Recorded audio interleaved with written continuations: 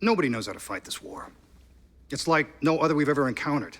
The one thing that we do know is that we have to be extremely proactive with our intelligence. It's the only way that we can prevent another attack such as 9/11. That's why Guantanamo exists. And it works. We've learned how bin Laden has evaded capture. Now, we didn't get this stuff by saying pretty please. Torture sometimes has to be used when you're talking about saving the lives of the masses, both civilians at home and soldiers abroad. Now, innocent people sometimes get captured. Yes, Mr. Kala was evidently one. It was difficult to determine that initially because he refused to cooperate, but once it was so determined, he was let go. The question here is whether the government should be forced to stand trial every time it makes a mistake. As Colonel Haggerty stated, that would burden the war effort beyond measure, not just financially, but militarily. The discovery process alone would unearth information that would aid the enemy. Come on, a little common sense here. We're in a war, for God's sake.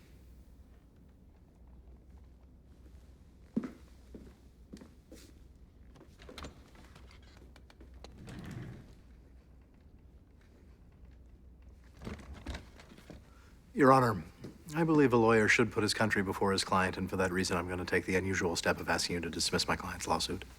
Objection, it's a trick. It's not a trick.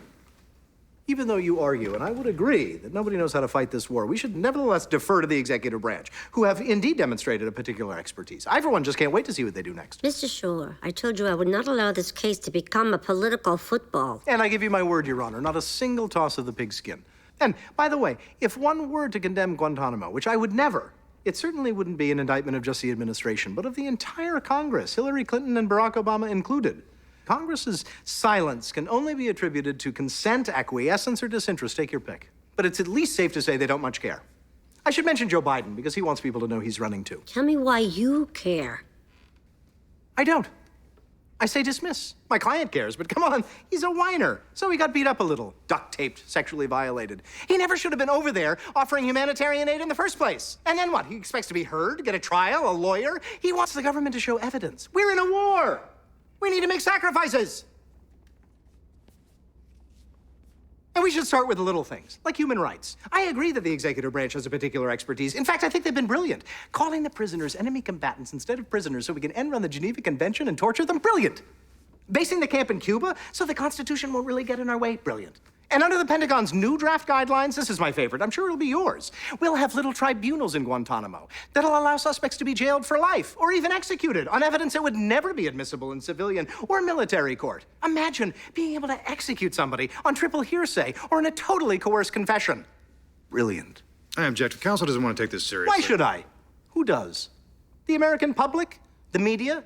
Who might give it mention if only there weren't so many starving actresses with drug problems to focus on? Congress? Why should any of us take it seriously? We're torturing people. We're holding them indefinitely. Many with no evidence, giving them no trials, no lawyers. It's laughable. And then when they finally kill themselves, we call it manipulative self-injurious behavior, an act of asymmetric warfare waged against us. It's all very funny, very funny.